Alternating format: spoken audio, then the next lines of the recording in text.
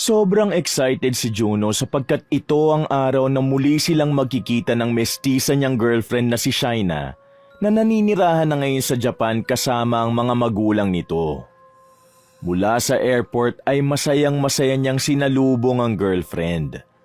Halos malunod sila pareho sa yakapan at halikan at hindi alintana kung may nakatingin sa kanila. 2 taon din kasi ang lumipas bago sila ulit magkita. Idinaan na lang nga ni Juno sa pag-gym ang pagkamis niya kay Shaina, kaya lumaki rin ang katawan niya. Welcome back, love! Sobrang saya ko, promise! Love, paano pa ako? Tignan mo nga, naiiyak na ako rito. Tama na nga tayo sa drama natin, love. Tara na kaya, bago pa tayo mapagdiskitahan ng mga mata ng mga tao rito. Habang nagpapatuloy sa pag-uusap ay naglakad na sila hanggang sa makalabas ng airport. Dumiretso ang dalawa sa parking area kung saan nakapwesto ang sasakyan ni Juno. Pagkasakay nila ron ay saka tinanong ng binatang bodybuilder ang kanyang girlfriend. Kumusta na nga pala sina Auntie Shirley pati ang mga kapatid mo ron? Medyo okay na si Mama. Sila Saldi at Sylvester, yun, mga pasaway pa rin. Mabuti naman at okay na ang mama mo. Naku, yung mga kapatid mo pasaway talaga, lalo na si Sylvester. Dapat sinama mo rito yun para makutusan ko. Ikaw ba, love? Kumusta ang buhay sa Japan? Ay, kinda little stress, love. Kaya nga ako nag-decide na magbakasyon sa Pinas Bukod sa namimiss kita ng husto, namiss ko ang buhay natin dito na pabanjing-banjing lang. Don't worry, love. Di naman halatang stress ka Sobrang ganda mo. Lalo sa personal, as in. Ikaw talaga, nakakainis ka. Pagkatapos ng tawanan ay kaagad nang in-start ni Juno ang sasakyan at pinaandar.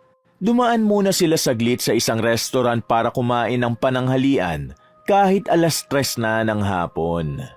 Sa maikling oras na pagsasamang yon, ay marami na kaagad silang napagkwentuhan nung magkalayo sila sa isa't isa. Sa biyaya ng Panginoon, kahit 2 taon na silang magkalayo ay walang nakaisip na magloko sa kanila o gumawa ng ikasisira ng kanilang relasyon. Makalipas ang higit kalahating oras, pagkatapos nilang kumain at saglit na makapagpahinga sa restaurant, ay bumiyahe na sila pauwi. Dahil naabutan na ng rush hour, kaya naipit sila sa matinding traffic. Nang makahanap na ng tiyempo ay kaagad pinaharurot ni Juno ang kotse, kaya lang ay mayroong biglang sumulpot na isang ginang at muntik niya na itong masagasaan. Mabuti na lang, malakas ang preno ng sasakyan, kaya nakapag-brake kaagad siya. What the? Anak ng tokwa! Kung gusto mo madisgrasya, huwag ka mandamay! Love, relax. Habang nakahawak si Shaina sa kamay ng boyfriend, ay sabay silang napatingin sa ginang na napaupo at tumayo rin kaagad. Tumingin ito sa kanila ng matalim bago mag-sign language, dahilan naman para mapailing na lang si Juno. Nang gumilid na ang ginang ay kaagad umabante ang sasakyan dahil nagkukos na sila ng mabigat na daloy ng trapiko. Anong pinagsasasabi nun? Pipi ba yun? Mag-ingat ka raw, love. Kasi baka next time mapahamak tayo. Wow, love. Nagigets mo siya? Marunong ka pala mag-sign language? Oo naman, no? Required yan sa pinagtatrabahuhan ko. Iba talaga ang love ko, grabe. Minsan nga turuan mo ako, love. Tumigil ka nga, love. Parang di naman kita kilala. Ang tamad mo sa ganyang bagay, no? Wala kang kaamor-amor sa pag-aaral. Ay nako, Juno, huwag ako. Napangiti na lang ang binatang bodybuilder habang nagpapatuloy sa pagmamaneho. Mga bandang 7:00 na ng gabi nang makauwi sila ng bahay sa Cavite. Nang nasa bahay na sila, ay nagyaya pa si Juno na mag-1 bottle ng alak para pampatulog. Hindi naman natumanggi ang kanyang girlfriend dahil ngayon na lang din naman sila muling nagkasama at nagkainuman. Pasado 9:00 ng gabi, nang tapos na silang mag-inom, ay nauna nang matulog ang dalaga. Si Juno naman ay nagligpit pa muna ng mga kalat nila sa balkonahe ng ikalawang palapag ng bahay. Likas na kasi talaga sa kanya ang pagiging malinis, at hindi siya sanay na may naiiwang kalat bago matulog. Sinanay niyang sarili sa ganong bagay, lalo na nung naging independent siya. Patay na kasi ang mga magulang ni Juno, at ang ate Janine niya naman ay may sarili ng pamilya na nasa ibang bansa. Nang matapos na sa pagliligpit ng kalat, ay muling bumalik ang binatang bodybuilder sa balkonahe para mag-vape at saglit na magpahangin. Pinagmasdan niya ang tahimik na kapaligiran ng village na kinaroroonan nila na ang tanging nagpapaingay lang ay ang pangilan-ngilang tricycle na dumadaan at mga aso ng kapitbahay na nagkakahulan. Pagbuga niya ng usok mula sa paghit-hit ng vape, ay napadako ang tingin niya sa tapat ng gate sa ibaba. May napansin kasi siyang naglalakad na tao roon. Nang huminto ang nasabing tao, ay lumingunto sa kanya kaya nakilala kaagad niya kung sino.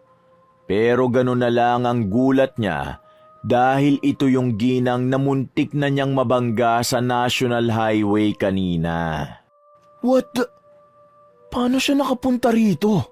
Hindi na niya natapos ang pagsasalita sapagkat ngumiti ang ginang sa kanya at ang ngiting yun ay nagbigay ng kakaibang kilabot sa kanyang pagkatao. Pagkatapos nun ay bigla ulitong nag-sign language katulad nung kanina. Sa sobrang pagkabigla ay wala sa sariling nabitiwan ng binatang bodybuilder ang hawak niyang vape na nahulog naman sa sahig. Dali-dali niya tong dinampot at nang balikan niya ng tingin ng gate ay wala na ron ang misteryosang ginang. Shit! Saan nagpunta yun? Bago pa siya matapos sa pagsasalita ay nakarinig na siya ng mga kahulan ng aso mula sa hindi kalayuan na sinundan ng mga pag-alulong. Hindi naman matatakutin si Juno, pero dahil sa nangyari ay tila ba bigla siyang nangamba. Mukhang tinamaan ako sa isang alak na yun Kung ano-ano nang nakikita ko. Dali-dali siyang pumasok sa loob ng bahay at kinandado ang pinto papuntang balkonahe. Pagdating niya sa kwarto nila, ay nakita niya ang girlfriend na kanina pa pala walang suot na damit at naghihintay lang sa magaganap. Dahil doon ay nawala ang lahat ng pangamba niya kanina at sabik na nakipagsiping kay Shaina. Kinabukasan ay maagang nagising ang mag-girlfriend-boyfriend at pagkatapos lang nilang mag-almusal, maligo at gumayak ay lumarga na nga kaagad sila. Pumunta muna ang dalawa sa mall at naglibot-libot dahil na-miss din ni Shaina ang paggala-gala kasama ang boyfriend. Noong nasa ibang bansa kasi siya, ay bihirang-bihira niyang magawa ang paggala dahil napakataas ng cost of living. Bukod pa ron, ay mas gusto niyang gumala kapag kasama si Juno. Maya-maya pa, naisipan na rin nilang dumaan sa isang simbahan na siyang ni-request ng dalaga. Nice one, love. Natutuwa ako sa'yo kasi ikaw pa mismo nagyaya sa akin dito sa church. Hindi talaga ako makapaniwala. Bakit, love? Mukha ba akong demonyo sa paningin mo, ha? Ikaw naman, love. Siyempre slight lang. Joke. Angel na angel nga ang tingin ko sa'yo Lalo kang gumanda dahil dyan. At lalo akong na-in-love sa'yo. I love you. I love you too. I love you 3. Ang corny-corny mo talaga mag-joke, love. Ba't ka natatawa, ha? Sa kakornihan mo nga. Pasalamat ka talaga, mahal kita. Lo, nagpapakilig siya no? Nagtawanan na lang ang dalawa bago mag-kiss. At makalipas ang ilang minuto, ay narating na nga nila ang nasabing simbahan. Pagka-park nila, kagad na silang bumaba ng sasakyan. Pero naunang naglakad si Shaina dahil naghahanap siya ng CR. Kanina pa raw kasi siya naiihi. Naiwan naman ang binatang bodybuilder sa tapat ng magandang simbahan habang chinecheck kung maayos ang pagkakapark ng kotse. Maya-maya ay isang lalaki ang lumapit sa kanya at nagsabing siya na ang bahalang magbantay sa kotse. Binigyan na lang niya ng perang lalaki dahil gano'n naman kadalasan ang kalakaran sa mga ganong lugar. Naglakad na siya papasok sa loob ng simbahan. hanggang sa meron siyang maaninag na pamilyar na tao sa bandang kaliwa, hindi kalayuan sa kinaroroonan niya. Bigla lang yung nawala nang may dumaan sa harapan niya, kaya hindi niya na masyadong pinansin pa. Nang nasa main entrance na siya, ay kaagad lumapit si Juno sa rebultong anghel na may hawak ng banga. Isinawsaw niya roon ng isang kamay at saka nag-sign of the cross matapos madampian ng holy water ang mga daliri niya. Nagstay muna siya roon dahil hinihintay niya ang girlfriend na galing sa CR. Habang nakatayo sa isang gilid, ay iginala lang ng binatang bodybuilder ang kanyang mga mata. Pinagmasdan niya ang loob na kahit niluluma na, ay maganda pa ring tingnan. Napatingin siya sa malalaking rebulto na malapit sa altar at napangiti siya ng tipid dahil meron siyang naalala noon na panakot ng kanyang magulang. Niloloko kasi siya noon na kapag nagpapasaway siya sa loob ng simbahan ay gagalaw ang mga rebulto at hihilahin siya palabas. Kaya noon ay nagkaroon tuloy siya ng takot sa mga rebulto sa pag-aakalang gumagalaw nga talaga ang mga ito. Napahalukip-kip siya at napatingin sa likuran upang matyagan kung nasaan na nga ba si Shaina. Medyo matagal na kasi itong nawawala. Grabe talaga mag-CR ang mga babae. Kahit sa banyo ang dami pa ring ritual at hindi pa man siya halos natatapos sa mga sinasabi niya nang bigla niyang makita ang ginang na pipi kung saan nakapark ang sasakyan nila. Nakatayo yun sa likuran ng lalaking nagbabantay ng kotse kaya napakunot noo ang binatang bodybuilder na punong-puno ng pagtataka. Nandito na naman yung babaeng yun? Sinusundan niya ba kami? Tumingin lang sa kanya ng matalim ang babaeng pipe at pagkatapos ay saka ito naglakad papunta sa likod ng sasakyan kaya dali-dali siyang tumakbo papalapit doon. Nang makita siya ng lalaking nagbabantay ng kotse nila ay kumaway ito at ngumiti saka nagtanong kung aalis na ba siya. Hindi niya muna sinagot ang tanong ng Ginoo sapagkat mas naging abala siya sa paghahanap sa babaeng pipi na bigla na lang naglaho na parang bula matapos pumunta sa likuran ng sasakyan. Nang hindi niya na talaga makita, ay saka niya binalingan si lalaki at kinausap. Kuya, kilala mo ba yung babaeng yun? Yung babaeng pipi na nasa likuran mo? Napakunot lang ng noo ang Ginoo dahil sa pagtataka. At nang sabihin nitong wala naman siyang kasama kanina pa, ay mas lalong nahiwagaan si Juno. Sa hindi malamang kadahilanan, ay napahawak na lang siya sa dibdib dahil sa kakaibang kutob. Naisip niya kaagad ang girlfriend niya, at dahil sa wala pa ito, ay nag-alala na siya ng husto. Ganito rin kasi ang pakiramdam niya nung bago mamatay ang mga magulang. Maraming beses siyang nakaramdam ng mga weirdong bagay at kung minsan ay nakakakita rin ng mga pangitain kapag may mangyayaring masama sa isang tao. Once in a blue moon lang naman mangyari ang ganon. Pero kapag nangyayari, ay siguradong may hindi magandang kasunod. Ay, nasan ka na ba, love? Love, bakit nandiyan ka pa rin? Akala ko pumasok ka na sa loob kaya sumilip na ako. Tara na kaya rito. Nakahinga siya ng maluwag matapos makita ang girlfriend na nakatayo na sa main entrance ng simbahan. Dali-dali siyang lumapit dito at nakangiting hinawakan to sa kamay. Ba't nakatambay ka pa rin sa tapat ng kotse? Si Manong kasi nakiusap na babantayan ng sasakyan. Kaya binigyan ko na lang ng lagay tapos konting kwentuhan. Tara na sa loob. Pero sumausaw ka muna ng kamay sa holy water. Ako tapos na kanina pa. Okay love, let's go! Matapos magsawsaw ng kamay at mag-sign of the cross ay nagtuloy-tuloy na ang dalawa sa loob ng simbahan. Hindi na lang ipinahalata ng binatang bodybuilder sa kanyang girlfriend ang tungkol sa nangyari kanina. Pero sa kabilang banda ng kanyang isip at puso ay nagkaroon siya ng pangamba sapagkat alam na niya ang mga ganong pangyayari. Halos kalahating oras din silang nagtagal sa loob. Nagtirik din sila ng kandila at nang maubos na yun ay saka nila nilisan ang nasabing simbahan. So, where do we go next, love? Saan mo ba gustong pumunta pa, love? Sabihin mo lang. Kahit saan naman, love, basta ikaw ang kasama ko. Ngumiti ng nakakaloko ang binatang bodybuilder habang nakatingin sa kanyang girlfriend.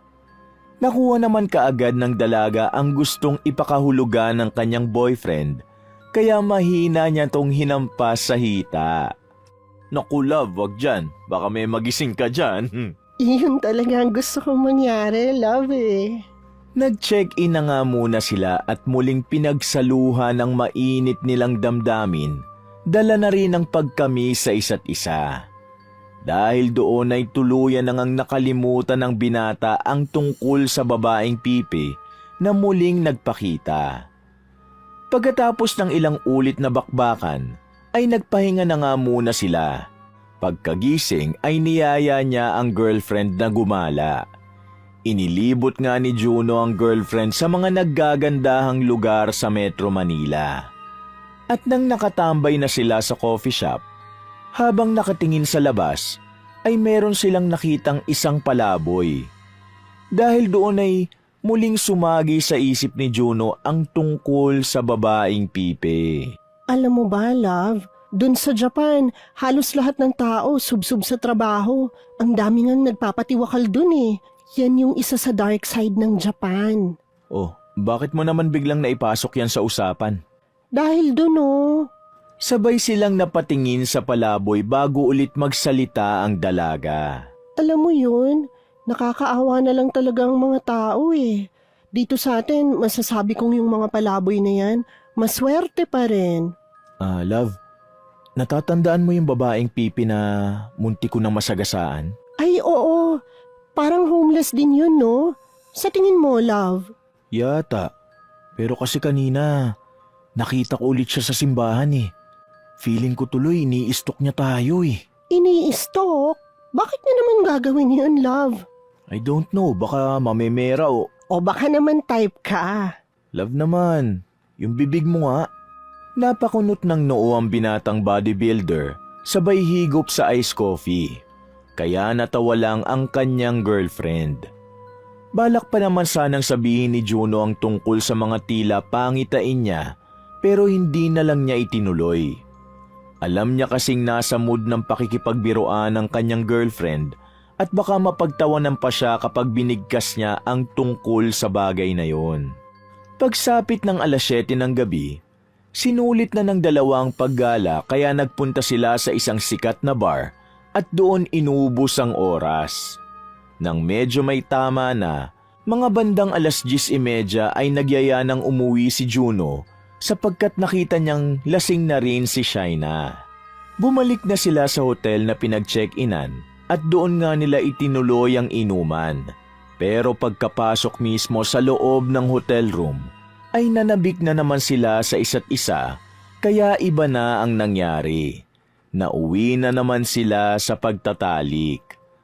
Maya-maya pa, nang matapos na ang 3 rounds ay nakatulog ng mahimbing ang dalaga habang si Juno ay tila hindi pa makatulog sa hindi rin niya malamang dahilan kaya nagbukas muna siya ng wine. Pumwesto siya sa glass window at tinanaw ang syudad na pinagniningning ng iba't ibang kulay ng ilaw. Pagkaubo sa isang baso ay nagdesisyon siyang magtungo sa pinaka-roof deck ng hotel para makapagpahangin. Nagdala na rin siya ng maiinom at nang naroon na ay ninamnam niya ang lamig ng kapaligiran na biglang sinabayan ng mahinang kulog at kidlat kaya napatingala siya sa kalangitan. Ay, ang killjoy naman ng ulan na to. Nilagok niya ulit ang alak na hawak hanggang sa mabilis na ngang bumuhos ang ulan na tila wala man lang warning. Dali-dali siyang tumakbo papunta sa isang shed para sumilong saglit hanggang sa meron siyang maaninag mula sa hindi kalayuan sa madilim na bahagi ng area na yon. Tumagal ang tingin niya roon hanggang sa unti-unting lumitaw ang taong nandoon. Nagulat siya pagkakita sa ginang na pipi. ang babaeng muntik niya ng masagasaan nung nakaraang araw at ang babae ring nakita niya sa gate ng kanilang bahay pati sa simbahan. Anong ginagawa mo rito? Ba't nandito ka na naman? Paano ka nakapunta rito? Sinusundan mo ba talaga kami ng girlfriend ko, ha? Tatawag ako ng guard at... Hindi umimik ang babae. Gumiti lang to na abot tenga at pagkatapos ay tumingin sa kanya ng matalim. Dahil doon ay tila nawala ang kalasingan ni Juno. Para siyang nagising habang marahang umaatras dahil bigla na lang sumilay ang kaba sa kanyang dibdib. Ano bang kailangan mo sa amin, ha? Ba't mo kami sinusundan ng girlfriend ko? Huwag kang lalapit, tatawag talaga ako ng security. Hindi siya pinakinggan ng babae. Lalo lang tong ngumiti at mas tumalim pa ang tingin habang papalapit sa kanya. Patuloy namang humakbang patalikod ang binatang bodybuilder na tila umatras ang bahag sa takot. Hanggang sa nang malapit na ang babae ay bigla na lang nag-iba ang kulay ng mga mata nito. Na mula yun na lalo niyang ikinatakot. Nawala ang pagkalasing ni Juno dahil doon. Security! Security, tulong! Bago pa matapos ni Juno ang sasabihin, ay na-out of balance na siya. Nakahawak siya sa isang bakal at napadapa kaya tumama ang kanyang noo sa sahig. Dahil sa tama ng alak, nararamdamang takot at pagkauntog ay nakadama ng matinding pagkahilo ang binata. Sinubukan niyang tumayo pero umikot na ang kanyang paningin. At ang huli na lang niyang natatandaan ay ang paglapit sa harap niya ng misteryosang babae na nakangiti pa rin na para siyang nililibak. Hindi niya yon nakitang nagsalita. Pero narinig niya ng detalyado ang mga sinabi nito. Hindi ka makakatakas! Pagkatapos noon ay tuluyan ng nagdilim ang kanyang paningin. Nagising na lang ang binatang bodybuilder na nasa hotel room na at nakahiga sa kanyang kama. Pagbangon ay napahawak kaagad siya sa noo na halatang may maliit na bukol. Inisip niya ang mga nangyari hanggang sa marinig niyang nagsalita ang girlfriend na katatapos lang maligo. Ano, masakit ang ulo mo, no? Alak pa, love. Kung san-san ka pa kasi nagpupunta eh. Naghahanap ka siguro ng ibang putahe, no? Bukod sa akin. Ganyan sigurong ginagawa mo habang nasa Japan ako. Ha? Anong sinasabi mo, love? Naabutan ka ng mga security dun sa rooftop. Natutulog ka na sa sahig. Kala nga nila patay ka na eh. Tapos, nakita nilang may bote ng alak at humihilik ka. Mabuti na lang at naalala ng receptionist sa baba kung saan yung hotel room natin. Alam mo bang naistorbo pa yung tulog ko, love? Binuhat ako ng mga guard. Nakakahiya. Sobrang nakakahiya ka mo. Nakakahiya tuloy lumabas dito. Buti pa mag-ready ka na para makaalis na tayo sa lugar na to. Dahil alam ni Juno na magagalit ang kanyang girlfriend dahil sa kanyang ginawa, kaya umaksyon na siya kaagad habang nagbibihis pa lang ito. Nilambing-lambing niya ang dalaga at hinalik-halikan sa likod ng tenga hanggang sa bumigay ito. Sabay silang bumalik sa banyo at gumawa na naman ng milagro. Nang matapos na, habang nagbibihis ay inalala nga ng binatang maskulado ang mga nangyari sa rooftop.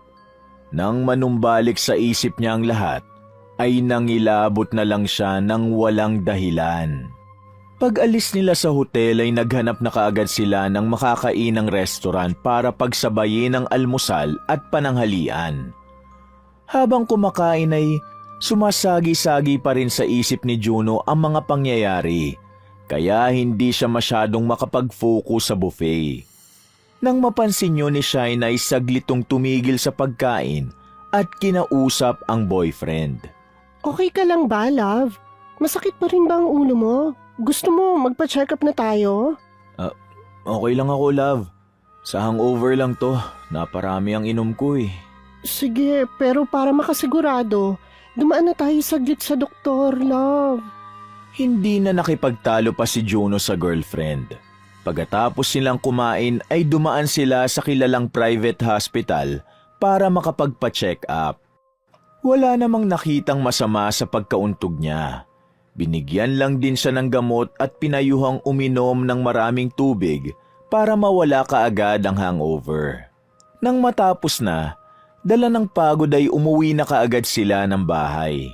Mga bandang 2:30 ng tanghali nang makauwi sila at kaagad itinulog ni Juno ang sama ng pakiramdam hanggang sa managinip na naman siya.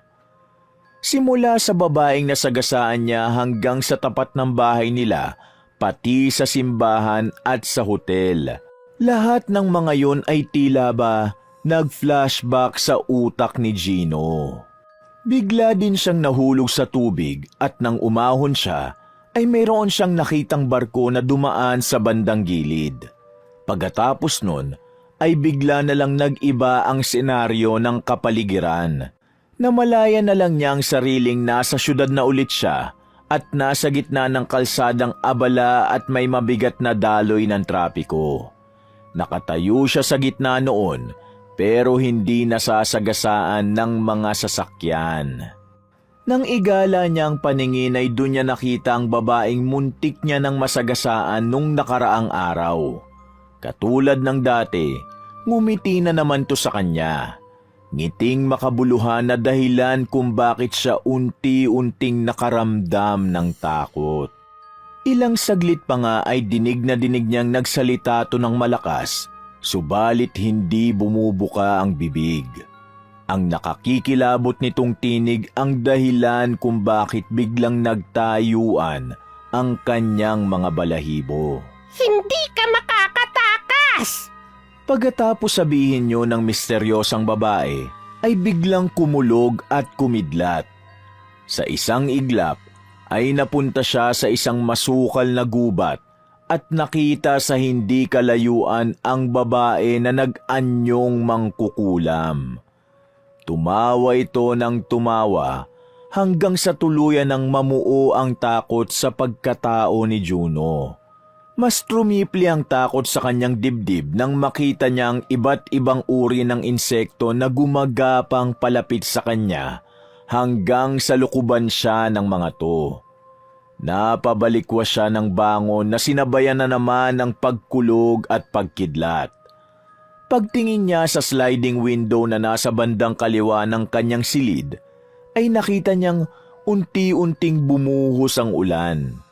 Napa-sign of the cross siya habang nag-aalala sa ate Janine niya sapagkat wala na kasi siyang balita rito 1 buwan na. Lumabas kaagad siya ng kwarto nang makitang 7:00 na pala ng gabi. Nang nasa sala na, ay nakita niyang nanonood ng TV ang girlfriend na nililibang ang sarili. Love, kanina ka pagising? Hi, love. Mga kalahating oras na siguro ako rito. Masama pa bang pakiramdam mo? Okay na ako, love. Nga pala, kumain ka na? O-order na lang muna ako ng food. Anong sayo? Nag-crave ako sa mga Pinoy foods eh. Lumpia at saka dinuguan. Pati mang inasal, please. Pagka-order ni Juno ng pagkain, ay tinawagan na nga muna ng dalaga ang pamilya niya sa ibang bansa. Nagpunta naman ang binata sa CR at doon ay tinawagan na nga rin muna niya ang kanyang ating nasa ibang bansa para kumustahin na rin. Matapos ang higit 20 minuto nilang pag-uusap at nang malaman na niya na nasa mabuting lagay naman ito, ay nakahinga siya ng maluwag. Eksakto namang paglabas niya ng banyo, ay dumating na rin ang in-order nilang pagkain. Naghapunan na ang mag-boyfriend-girlfriend sa sala habang nanonood ng mga kwentong may kinalaman sa paranormal activities. Wow, love ah. Hindi ako makapaniwalang mahilig ka pala sa mga ganyang palabas. Nung napunta ako sa Japan, di ba nga magka-video call tayo na pagkakwentuhan naman natin yan. Marami talagang kababalaghan o paranormal activities doon. Kaya kukonti lang ang mga tao, lalong na dun sa mga probinsya. Kahit saan naman, maraming mga hindi pangkaraniwang pangyayari na hindi kayang ipaliwanag ng science. Usually sa SOCMED lang ako nakakapanood at nakakapakinig. Sa SOCMED naman, sa YT, yung Pamela Clamilat Cabanong ang pinakikinggan ko. Minsan, love, gusto ko rin mag-explore eh. Wow, tapang love ah. Baka mauna ka pang tumakbo, hindi pa nagsisimula. Pero kung gusto mo talaga love, speaking of explore, di ba may sinasabi ako sa dating lugar na madalas kong balik-balikan? Punta tayo ron kung gusto mo. Hala, love! Sure! Kailan ba yan? As soon as possible. Sulitin natin yung bakasyon mo rito, syempre. Dahil sa tuwa ay napayakap ng mahigpit ang babae sa kanyang boyfriend. Pagkatapos nilang magyakapan ay nagngitian na naman sila ng makahulugan. Dahil doon ay itinigil nila saglit ang pagkain ng hapunan sapagkat hindi na naman nila napigilan ang bugso ng mga damdamin. Makalipas ang ilang araw, ay kaagad silang nag-set up para sa tawid dagat na bakasyon. Ilang beses nang nagpapabalik-balik si Juno sa probinsya ng Antique dahil paborito niya ang mga isla sa lugar na yon, pati na rin ang magagandang ilog at falls, lalo na yung dumudugtong na sa dagat. Madalas kapag nagtatravel siya ron, ay mga ka-work niya ang kasama. Ngayon lang siya pupunta sa nasabing lugar na kasama ang pinakamamahal na girlfriend. Love, excited ka na ba? Buti na lang at weekdays tayo nagbiyahe, no? Kaya hindi ganon ka-hassle. Nang mapansin ng maskuladong binata na hindi siya pinapansin ng girlfriend, ay tinapik niya to ng mahina sa balikat. Abala kasi ang dalaga sa pagsilip at pagkuha ng mga larawan sa dagat at sa lahat ng natatanaw nila. Halata sa hilatsa ng mukha ni Shaina ang kasiyahan sapagkat ito rin ang unang pagkakataon niyang magbiyahe ng tawid dagat sa Pilipinas. Dahil din tuloy doon, ay nawala na pansamantala kay Juno ang mga gumugulo sa isip niya nitong mga nakalipas na araw. Natuwa rin siyang makitang masaya ang girlfriend. Kahit di ka na magsalita, love, obvious naman na happy ka talaga. Sobra, love. Gusto kitang gabangin ngayon sa sobrang saya ko. Stoy, love. Huwag dito. Marami pang tao, no ka ba? Nagtawanan silang dalawa at ilang minuto lang ang lumipas dahil nga sa hindi ganon katao ang Pierre, kaya naman mabilis na naiproseso ang mga dapat ayusin. Ilang saglit lang na paghihintay matapos nilang makabili ng tiket ay dumiretso na ang kanilang sasakyan sa barko. Pagkapark ng maayos at paglabas nila ng sasakyan, ay kaagad umakyat ang magkasintahan at tinungo ang kanilang silid.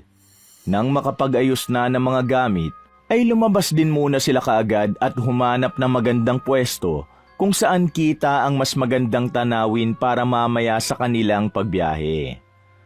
Halos ilang oras din silang naghintay hanggang sa makadaong na ang barko sa pantalan. Kaagad nagtungo ang mag-boyfriend-girlfriend sa kanilang sasakyan. At nang bumukas na ang cargo holds door, ay isa-isa na ngang nagbabaan ang mga pasahero. Sumunod na rin ang dalawa na sakay ng kanilang kotse. At dahil sa kabisado na ni Juno ang nasabing lugar, kaya naman nagdire-diretso na siya sa pagmamaneho.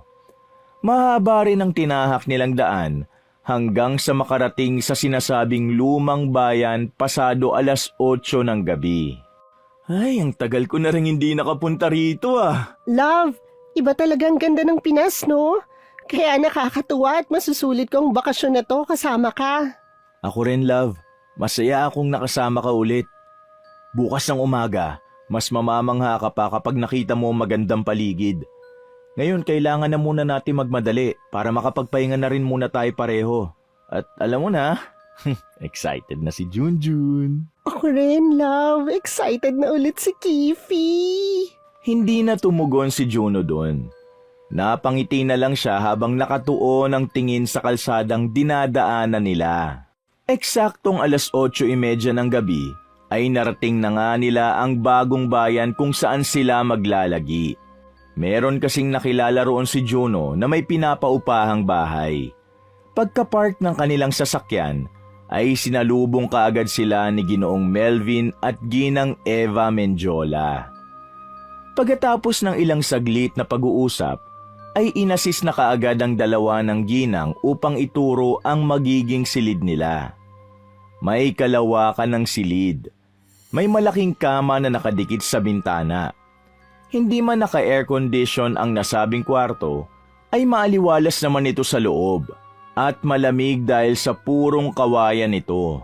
Maganda rin ang palikuran at malinis, kaya nang silipin ito ni Shaina ay natuwa talaga siya sapagkat metikuloso siya pagdating sa CR. Pagkatapos nilang mag-ayos ng mga gamit, ay naghapunan na kaagad ang mag-boyfriend-girlfriend kasabay ang mag-asawa. Kumain lang kayo ng kumain ha, huwag kayong mahiya. Lalo ka na Shaina, itong boyfriend mo, sanay na yan sa amin at sanay na rin kami dyan. Maraming salamat po, lalo na sa pag-aalaga sa boyfriend ko sa tuwing nandito siya. Walang anuman. Thank you po, Tay Mel, Nay Eva. Nang matapos ng maghapunan, dahil lumalalim ang gabi kaya nagpaalam na sila na matutulog na kahit ang totoo'y gagawa lang sila ulit ng milagro. Tila hindi sila napapagod sa isa't isa, kaya nakailang rounds na naman sila bago makatulog ng mahimbing si Shaina. Napapailing at napapangiti ang binatang bodybuilder habang nakatingin sa kanyang girlfriend na mahinang humihilik dala ng pagod. Nang nakaramdam na rin siya ng antok, ay tumayo siya at dumiretso sa bintana para isara to. Lumalamig na kasi ang paligid at medyo malamok na rin. Eksaktong paghawak niya sa seradura ng bintana ay napadungaw siya sa ibaba ng bahay. Sa tapat ng gate, meron siyang nakitang nakatayo. Dahil medyo madilim sa bandaron, kaya naman pinagmasdan niyang maigi ang taong nakatayo sa tapat ng gate. Muling sumagi sa isip niya ang babaeng pipi na muntik na niyang mabunggo doon sa Maynila. Nanumbalik na naman din tuloy ang takot sa kanyang dibdib. Mabilis na gumapang ang kilabot simula sa paanan, paakyat sa kanyang tuhod na nagdire-diretso sa tiyan hanggang sa dibdib. Habang nananatiling nakatingin sa tao sa ibaba, ay napahawak sa dibdib si Juno sapagkat dinig niya ang mabilis na pagtibok ng kanyang puso. Nang lumakad naman ang taong nakatayo sa tapat ng gate at mapunta sa maliwanag na bahagi, ay doon na nga niya nakita kung sino yon. Nakahinga siya ng maluwag dahil si Ginang Eva lang pala na nagsara ng gate. Napatingala pa nga ang ginang at ngumiti sa kanya bago magwika. Pagpasok ng ginang sa loob ng bahay, ay isinara na kaagad niya ang bintana at nahiga sa papag na katapat ng tinutulugan ng kanyang kasintahan. Napabuntong hininga pa siya bago manalangin habang nakahiga. Thank you po Lord sa safe trip ng girlfriend ko. Amen. Pagpikit ng mga mata ay tinangay na kaagad ng antok ang kanyang diwa. Kinabukasan, hindi rin kaagad nakagala ang dalawa ng maaga dahil pansamantalang pinatawag sa barangay hall ang mag-asawang Mendiola. Opisyal kasi sila pareho sa nasabing lugar at kinailangan daw sila maaga pa lang. Base sa pagkakarinig ni Juno at Shaina sa lalaking kausap ng mag-asawa, ay may pupuntahan silang mag-anak sa pinakadulong bahagi ng nasasakupan ng barangay. Kilala kasi ang mag-asawa bilang mauhusay pagdating sa pakikipagkomunikasyon o pakikipag-usap ng maayos. Kayo na munang bahala sa mga sarili nyo ha. Kapag dumating si Norbin, pwede kayo magpasama ron. Nasabihan naman namin siya kagabi, kaya lang nagatid pa siya sa pantalan. Pasensya na talaga kayo ha. Wala pong problema sa amin ng girlfriend ko. Opo, Tay Mel, wala pong problema yun.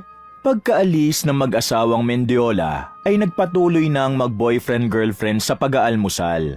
At nang matapos na, ay nagpasya nga silang lumibot sa nasabing lugar gamit ang motorsiklong iniwan ni Ginoong Melvin. Naggala-gala lang sa bagong bayan ng dalawa kahit wala namang masyadong magagandang atraksyon sa nasabing lugar. Natural na palengke, natural na mga estruktura, at natural na kabahayan na mga mamamayan lang ang makikita. Pero magkagayon man ay nag-enjoy pa rin ang dalaga dahil bukod sa kasama ang kanyang boyfriend ay sadyang maganda ang lugar. Ang bagong bayan ay napapalibutan ng mga matataas na kabundukan. Nang madako sila sa palengke, ay bumili na rin sila ng mga sariwang mga isda at iba pang pwedeng ulamin para mamayang tanghalian. Sinamahan na rin nila ito ng mga prutas. Ano love, gala pa tayo? Medyo mainit na, love eh. Balik na muna tayo, baka nandun na yung anak ni Tatay Mel para makapagkotse na rin tayo. Dahil totoong tirik na rin naman ang araw, kaya sumang-ayon na si Juno sa girlfriend. Nagpasya na ang dalawa na bumalik na kaagad sa kanilang tinutuluyan para na rin mailuto ang kanilang mga pinamili. Habang sakay ng motor pabalik ng bahay ng mga Mendiola, ay hindi sinasadyang napalingon si Juno sa isang babae na nasa kabilang dulo ng wet market. Nang makita niyang kamukha nito ang babaeng Pipe, ay bigla siyang nawala ng balanse. Pero namaniobra niya rin kaagad. Naipreno niya ang motor at bago pa sila matumba, ay naitukod na niya ang isang paa. Nagulat naman si Shaina na napasigaw pa dahil sa nangyari. Dahil tuloy sa sigaw niya, ay napatingin ang iilang taong nakarinig. Love, anong nangyari? Muntik na tayong matumba. Kinabahan ako rin ah. Sorry love, ayos ka lang? Okay lang naman. Kinabahan lang talaga ako. Ano ba kasing nangyari sa'yo, ha? Okay naman yung daan. Bakit muntik tayong masemplang? Napalingon muna ulit si Juno sa kung saan niya nakita ang babaeng Pipi kanina. Pero wala na ito ron. Napabuntong hininga siya at muli na naman tuloy ng ngamba habang napapaisip. Hanggang dito ba naman? Hindi pa niya halos natapos ang naiisip nang biglang maaninag niya na ito mula sa hindi kalayuan. Nang magkatinginan sila ng mata sa mata, ay sumilay ang ngiti nito na abot tenga. Parang nawala na naman sa sarili ang maskuladong binata at mabuti na lang ay hinawakan siya ng girlfriend, dahilan para bumalik siya sa wisyo. Love? Hindi na muna nagsalita si Juno. Nagmaneho na lang ulito pabalik sa kanilang tinutuluyan. At kahit may pangamba sa kanyang dibdib, ay pinilit niyang alisin yon sapagkat ayaw niyang masira ang bakasyon nilang magkasintahan. Nang nasa bahay na sila ng mga Mendiola, ay niluto kaagad ni Juno ang isdang binili nila para sa pananghalian ng lahat. Pagsapit ng eksakto 12:00 ng tanghali, ay sabay silang kumain, pero wala pa rin ang mag-asawa kahit ang anak nitong si Norvin. Kaya pagkatapos kumain at magpahinga, ay lumarga na ulit ang dalawa dahil medyo kabisado naman ni Juno ang lugar na kanilang pupuntahan. May alam din kasing malapit na malinis na batis ang maskuladong binata na siyang madalas niyang unang pinupuntahan sa lugar na yon. Pagpunta nila sa nasabing malinis na batis, ay inakala ni Juno na ma-e-enjoy na nila ang lahat. Pero kahit anong ganda ng tanawin, ay hindi pa rin naibsan ang pangambang nararamdaman niya. Kanina pa lang kasi ay hindi na siya mapakali matapos makita sa palengke ang babaeng Pipe. Habang tuwang-tuwa ang kanyang girlfriend sa paglangoy sa batis, ay para naman siyang adik na panay ang lingon sa kung saan-saan sa takot na baka nandoon na naman ang babae. Paano niya kami nasundan dito? Nag-hallucinate lang ba ako? O totoo na tong nangyayari? O nababaliw na ako? Natigilan na siya sa pagsasalita sapagkat pagtingin niya sa ilog ay wala na ang kanyang girlfriend. Nakarinig din siya ng malakas na pagsigaw mula sa itaas ng falls na nasa hindi kalayuan. Hindi niya matukoy kung babae o lalaki ang boses, pero dahil doon ay nataranta kaagad siya at nag-alala para kay Shaina. Love? Love? Shaina, nasan ka? Sumunod siya sa pag-akyat sa itaas ng talon para alamin kung anong nangyari at bakit mayroong sumisigaw. Nung nando na siya, ay iginala niya mga mata hanggang sa makita mula sa hindi kalayuan si Shaina na naglalakad sa gilid ng ilog habang papunta na sa malayo. Pakiwari niya'y wala sa sarili ang girlfriend, kaya dali-dali niya tong sinigawan habang papalapit. Love, tigil! Saan ka pupunta? Delikado na dyan! Baka may mga ahas! Love, Shaina, tigil!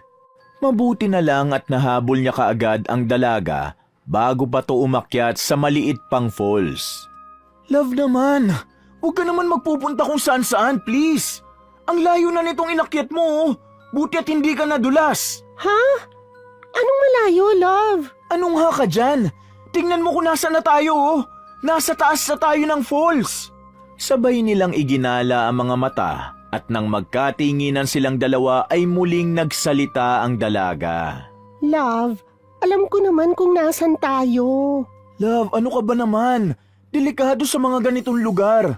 Mamaya matuklaw ka pa ng kobra o kaya maengkanto ka. Okay, sorry na, love. Tara na, baba na tayo ulit. Bumalik sila sa batis at doon na lang naligo hanggang sa malobat ang cellphone ni Shaina. Love, pakuha naman ang isa kong cellphone sa kotse, please. Pati tuwalya ko na rin. Thank you, I love you. Nakaismid lang na tumingin si Juno bago magpunta sa parking area hanggang sa makita niya na naman ang babaeng pipi mula sa dalampasigan na tila nakangisi na naman sa kanya. Dahil doon ay sumilay na naman ang matinding takot sa kanyang pagkatao. Nagpalingali nga siya sa paligid at nang makitang siya lang ang tao, ay lakas loob niyang sinigawan ang babaeng misteryosa. Ano ba talagang kailangan mo sa akin, ha? Humalakhak lang ng humalakhak ang babaeng misteryosa na unti-unting naging itsurang mangkukulam. Mas lalong nahintakutan si Juno nang makitang ang hawak nitong tungkod ay ipalo sa lupa at bigla na lang nagsulputan ang iba't ibang uri ng insekto. Mabilis yun na gumapang palapit sa kanya kaya napasigaw siya hanggang mapasandal sa kotse habang hinahawi-hawi ang mga insekto. Naririnig niya pa rin ang malademonyong halakhak ng witch kaya napaupo na lang siya dahil sa sobrang pagkasindak habang sumisigaw at humihingi ng tulong. Nagising lang sa katotohanan si Juno nang maramdaman niya ang pagtapik at boses ng kanyang girlfriend. Love, anong nangyayari sa'yo, ha? Bakit sumisigaw ka? Love, ako to, kalma ka lang. Si Shaina to, girlfriend mo. Dahil sa gulat ay naitulak niya ang girlfriend na nabigla din sa kanyang inasal, kaya siya nakatikim ng sampal. Doon nagising sa katotohanan si Juno. Sorry love. Ano bang nangyayari sa'yo, love? Parang kanina ka pa wala sa sarili, sa palengke pa lang. Masakit ba yung noo mo? Gusto mo, magpa-check up ulit tayo. Hindi love, mag-aalas 5 na eh. Madalim sa daan at baka gabihin tayo. Kailangan na nating umuwi, please. Okay. Nagbiyahe na nga sila at hanggang sa pagbalik sa bahay ng mga Mendiola ay walang umiimik sa dalawa. Hindi rin kasi makapag-focus si Juno dahil sa mga nangyayari na alam niya sa sariling hindi na normal. Nang nasa loob na sila ng bakuran, ay eksaktong nandun na rin sina Ginoong Melvin at Ginang Eva pero wala pa rin si Norvin. Umaktong normal si Juno sa harap ng mag-asawa kahit ang totoo ay kinakabahan pa rin siya. Makalipas ang ilan pang minuto, nang maluto na ang mga pagkain ay sabay-sabay na silang naghapunan. Habang nilalantakan nila ang pagkain, ay napatanong si Shaina para mabasag ang katahimikan ng kanyang boyfriend na kanina pa niya napapansin. Tay Mel, Nay Eva, kumusta po pala yung pinuntahan nyo kanina? Buti at natanong mo yan. Okay naman. Medyo nagtagal lang kami gawa ng yung pinuntahan namin si Annalyn, yung asawa niyang si Isleto, kinulam nga raw.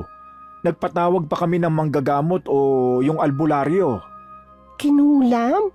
Paano po ba nasasabi kapag kinulam? Oo nga po pala, nag-e-exist pa rin yung mga ganong bagay lalo na rito sa probinsya. Sabi ni Tatang Selo, yung albularyong nanggagamot kay Isleto, malalaman daw na nakulam ang isang tao kung una, madalas binabangungot o kung sa pisikal naman, ipagdidikit mo ang parehong hinliliit. Kapag magkapantay, ibig sabihin normal lang yon. Pero kung hindi, kung may mas mataas alinman sa hinliliit, Ibig sabihin, malaki ang tsansang nakulam ang isang tao. Hala, ganun pala yun, love. Narinig mo yung sinabi ni Tatay Mel? Ngumiti lang ng tipid si Juno, pero ang totoo, kinakabahan talaga siya habang si Ginang Eva naman ang nagkwento na ganun nga raw ang nangyari kay Isleto. Ayon pa sa Ginang, mabuti na lang daw ay mahusay sa panggagamot si Tatang Selo na napagaling ang nakulam kahit tumagal ng ilang oras ang kanilang gamutan. Nang matapos na silang kumain, ay kinausap ni Ginoong Melvin ang magkasintahan.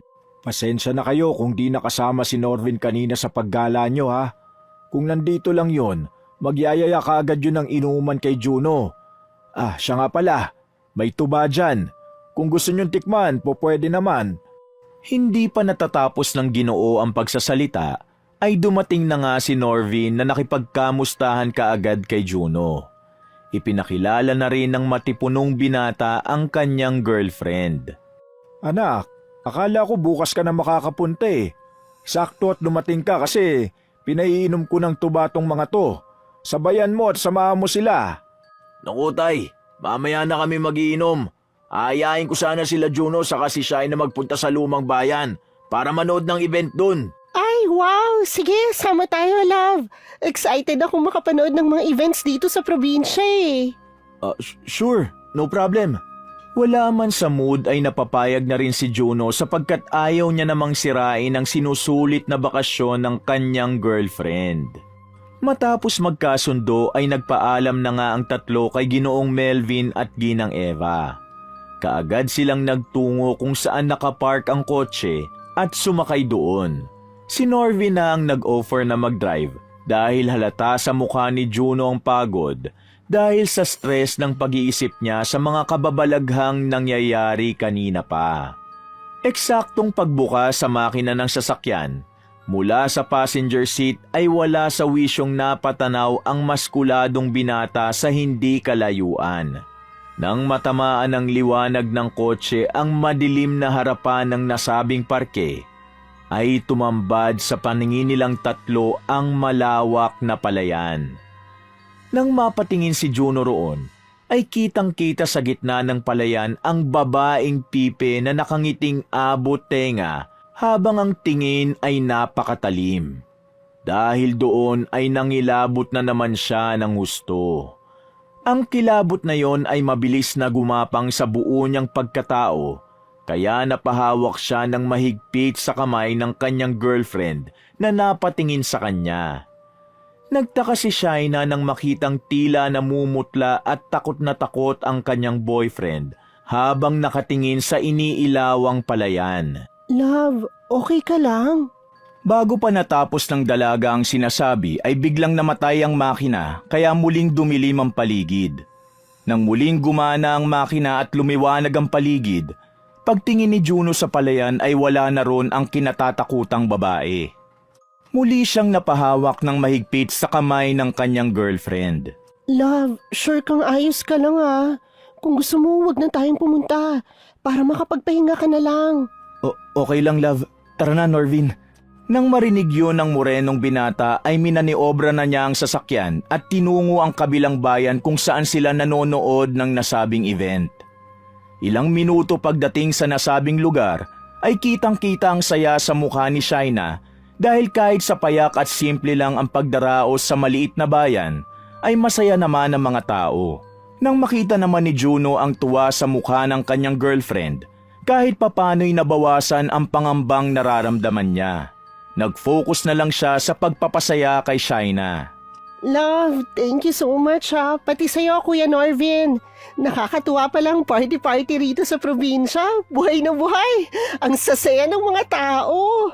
Kaya gusto kong makita nyo to. Simple lang dito ang party pero buhay na buhay. Katulad ng sabi mo, Shaina. Nagtawa na ng dalawa habang si Juno ay pilit na nakitawa na lang din para hindi mahalatang hindi na talaga maganda ang kutob niya. Pagkatapos noon ay bumaba na sila ng sasakyan at nagpunta sa main plaza para panoorin ang kasiyahan ng mga taga roon. Habang nanonood ay kumuha na naman ng mga larawan at nag-video-video ang dalaga.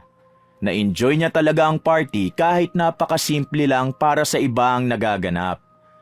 Si Juno habang nanonood ng pagtatanghal ay gumala-gala ng tingin hanggang mula sa hindi kalayuan sa likuran ng mga taong naghihiyawan. Sa tapat nilang tatlo ay muli niyang nakita ang babaeng mangkukulam.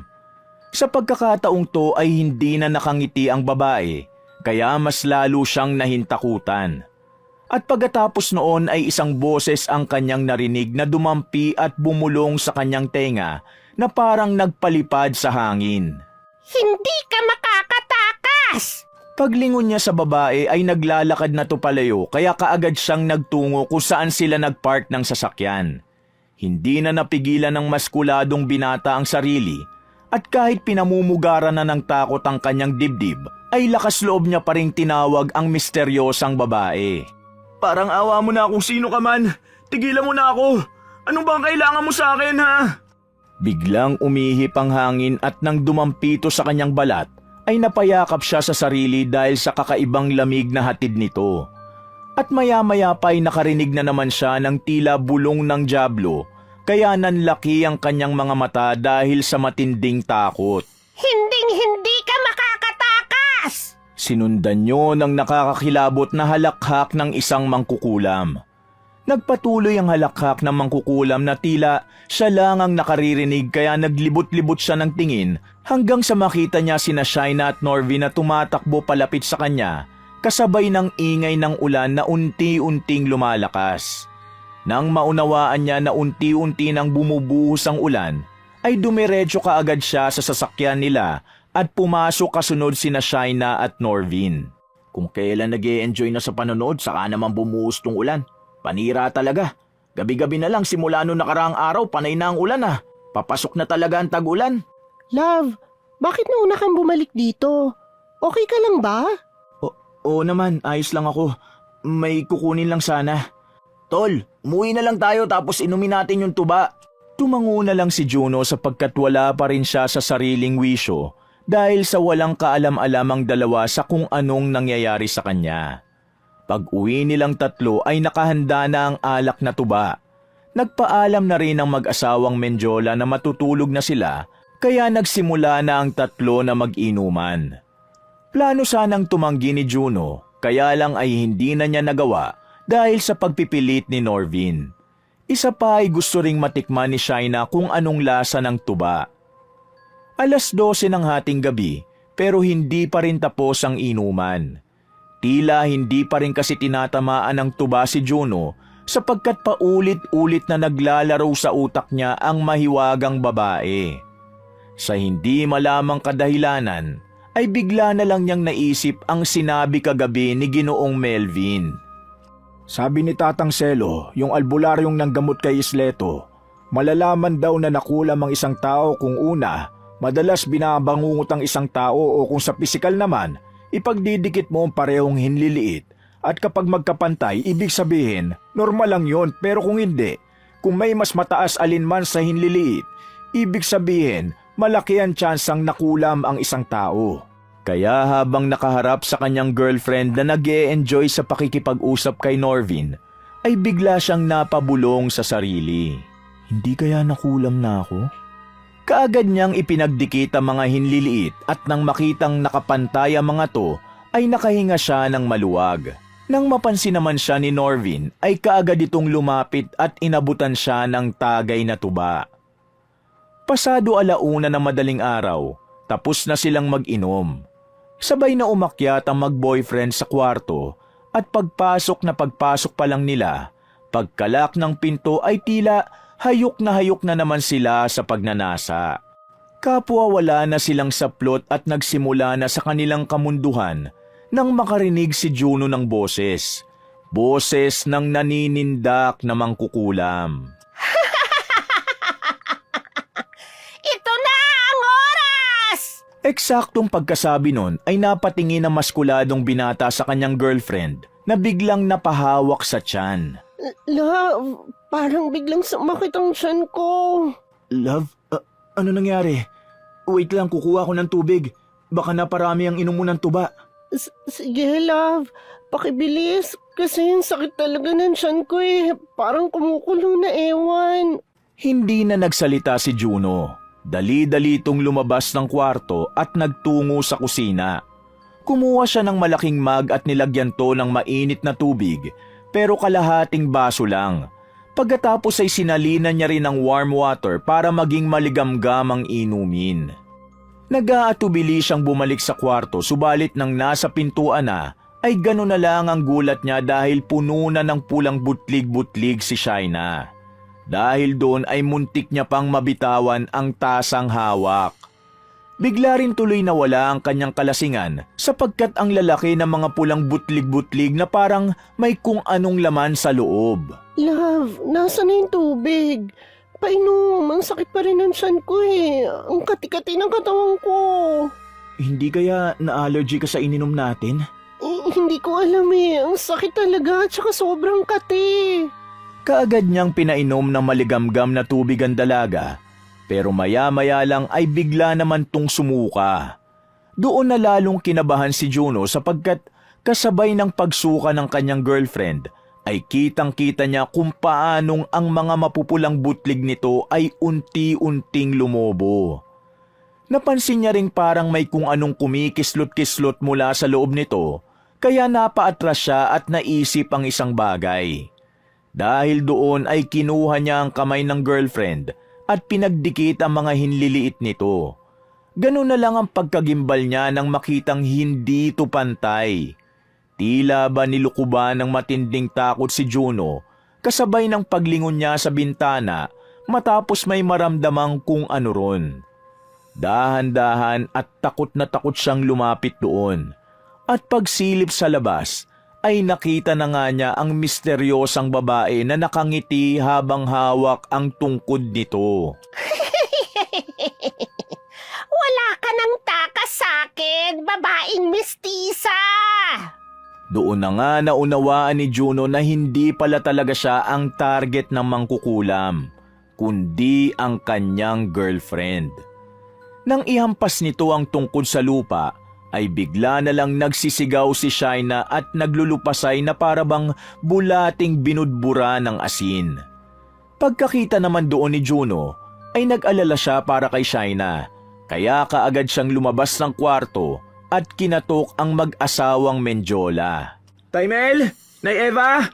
Tulong po, yung girlfriend ko kinukulam siya! Yung babaeng yun, sinusundan kami hanggang dito! Parang awa niyo na po, tulungan niyo si Shaina! Baka mapahamak siya! Kaagad sumunod sa itaas ang mag-asawang Menjola. Si Norvi naman ay naalimpungatan pang sumunod na tila lutang pa dahil sa tama ng ininom na tuba. Pagdating sa kwarto, pagkakita nila kay Shaina, ay gano'n na lang ang gulat ng lahat matapos makita ang malalaking butlig na tila mapipisa na. Sigaw naman ng sigaw si Shaina habang hirap na hirap sa kanyang kalagayan. Ang sakit na tiyan ko! Ang kati rin ng buong katawan ko! Tulungan niyo ako! Mamamatay na ako sa sobrang sakit! Taimel! Nay Eva! Norvin! Tulungan niyo po kami, please! Nakulam ang girlfriend ko! Sinubukan ko ipagtapat yung mga hinliliit niya. Hindi po nagpantay kaya sigurado akong nakulam siya. Hindi siya nakulam, Juno. Nabarang ang girlfriend mo. Hindi na halos natapos ng Ginoo ang pagsasalita sapagkat pagduwal ni Shaina ay kitang-kita nilang lahat ang mga maliliit na insektong nagkikislutan na kasabay niyang naisuka. Mayroon pang ang lumabas sa ilong ng dalaga na tila malaking langaw at lumipad to palabas ng bintana. Dahil sa nakita ay halos maduwal din si Juno, pero mas nangibabaw ang takot at awa para sa kanyang girlfriend, lalo na nung makita niyang naiiyak na si Shaina. Love, ano nangyari? Bakit may halong insekto ang suka ko? Sa muling pagsuka ng mestisang dalaga, ay may mga insekto na namang naisama. At sa pagkakataong yon, ay sinlaki na to ng ordinaryong bubuyog. Tulungan niyo po ako! Please po, tulungan niyo si Shaina! Wala na nga kaagad silang sinayang na oras.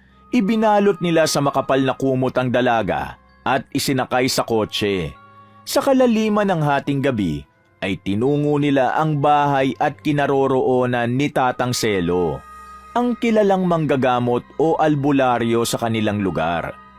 Laking gulat nga nila sapagkat sa malayo pa lang ay nakita na nila ang matandang lalaki na nakatayo sa labas ng bakuran nito na para bang merong hinihintay. Si Tatang Selo yun ah. Ihinto mo na anak sa tapat niya. Opo tay, ano pong ginagawa ni Tatang Selo at hating gabi na nakatayo pa siya sa tapat ng bahay niya? Sinong hinihintay niya? Natigilan na silang lahat sapagkat nagsisigaw na naman si Shaina dahil sa muling pagsakit ng kanyang tiyan. Niyakap lang siya ng mahigpit ng kanyang boyfriend at si Ginang Eva naman ay nagdadasal ng taimtim habang nakapatong ang kamay nito sa dalagang hirap na hirap. Pagbaba nila ng sasakyan ay lumapit kaagad ang matandang Ginoong albularyo. Kaya pala hindi ako makatulog. Sinasabi ko na nga ba't merong dadalhin sa akin ang tadhana ngayong hating gabi na to eh. Madali kayo, pumasok na kayo sa loob ng bakuran ko. Nang nasa loob na sila ng bakuran, ay saglit na napahinto si Juno at napatingin sa likuran sapagkat nakita niya sa gate ang babaeng mangkukulam na nagpapahirap sa kanyang girlfriend. Tila nang gagalaiti ang mangkukulam, kaya natakot din si Juno sa pag-aalalang baka matuluyan ang kanyang girlfriend dahil sa ginagawa nito. Huwag ka mag-alala, Utoy. Hindi na yan makakapasok sa bakuran ko. Pansamantalang magiging ligtas ang nobya mo. Halina tayo sa loob. Kahit papano ay nakahinga na ng maluwag ang maskuladong binata, pero hindi pa rin maalis sa puso at isip niya ang pag-aalala para kay Shaina na nagsimula na namang magsisigaw at maglupasay dahil sa sakit na nararamdaman. Pagkalapag sa kanya sa mesa, ay kaagad kumuha ng mga kagamitan si Tatang Selo upang malunasan ang lumalalang kalagayan ng dalaga. Mas lalo kasing lumaki ang mga mapupulang butlig nito na ilang minuto na lang ay maaari nang mapisa. Ano pong nangyari sa girlfriend ko? Nabarang siya pero palagay ko, hindi ordinaryong barang to. Sapagkat hanggang dito ang espiritu ng mababarang ay nakasunod sa inyo. Matagal na ba kayong sinusundan ng babaeng yon? Opo, maraming beses na. Kung ganon, may kailangan siya sa girlfriend mo at yun ang aalamin natin. May inilabas na isang maliit na bato ang matandang lalaki. Palapad to na naghahalo ang kulay ng pagka-violet at itim. Isa tong mutya na hindi ko po pwedeng bigkasin kung ano o kung saan ang galing. Ito kasi ang bilin sa akin ng nagbigay nito. Pero mabisa itong gamit para malaman kung ano ang pakay ng mangkukulam o mambabarang. Inilagay ng Ginoo ang nasabing mutya sa noo ni Shaina na biglang napaigtad at tumirik-tirik ang mata. Nang makita naman yun ni Juno ay lalo siyang nag-alala para sa buhay ng pinakamamahal niyang girlfriend. Ano pong nangyayari kay Shaina? Bakit po siya parang nangingisay at tumitirik ang mga mata? Natural lang ang ganyang reaksyon ng katawang nakulam o nabarang. Hinahalukay kasi ng mutya ang pagkatao niya hanggang sa nakuha niya ang dapat makuha. Hindi mo dapat kailangan mag-alala sa batong ito. Ang dapat mong alalahanin ay kapag pumutok na ang mga matatambok niyang bukol. Ano pong mangyayari sa kanya? Oo nga po, ano mangyayari sa girlfriend ko kapag napisayan? Minsan na akong nakakita ng nabarang na hindi nakaligtas o sa madaling salita ay namatay. Kapag pumutok o napisa ang mga butlig na yan, posibleng maraming dugo ang mawala kay Shaina. Kayang alisin ni Tatang Selo ang insekto sa loob ng katawan niya, pero ang dugong nawala ay hindi. Narinig mo naman ang mga sinabi niya, Utoy. Kaya wala kang dapat naksayahing pagkakataon. Napalunok ng laway ang maskuladong binata dahil sa takot. Pero pinilit niyang magpakatatag para sa kaligtasan ng pinakamamahal niyang girlfriend. Mahigpit niyang hinawakan ang kanang kamay nito habang naiiyak na dahil sa pagtuloy ng pagtirik at pangingisay ni Shaina. Ilang sandali pa, pagkatanggal ni Tatang Selo sa mutsyang nasa noo ng dalaga, ay tuluyan itong nawala ng malay tao.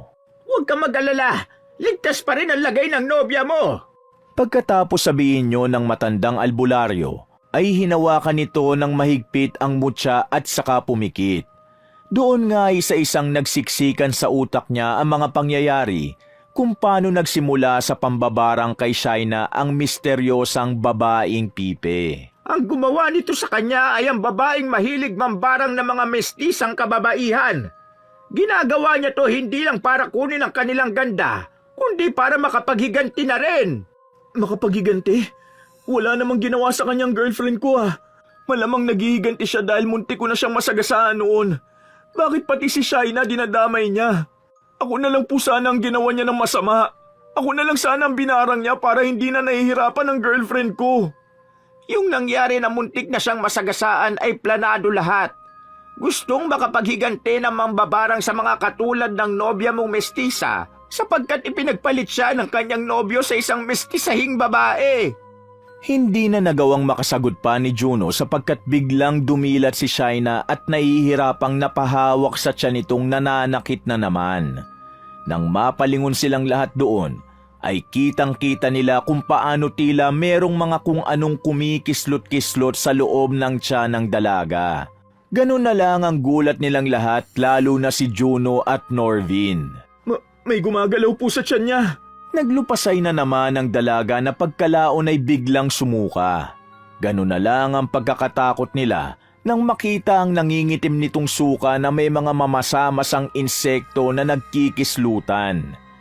Hindi na rin kaaya-aya ang amoy, kaya sabay-sabay silang napatakip ng ilong. Dahil doon ay wala nang sinayang na pagkakataon pa si Tatang Selo. Nagsagawa na kaagad siya ng paglilinis para matapos na ang paghihirap ni Shaina.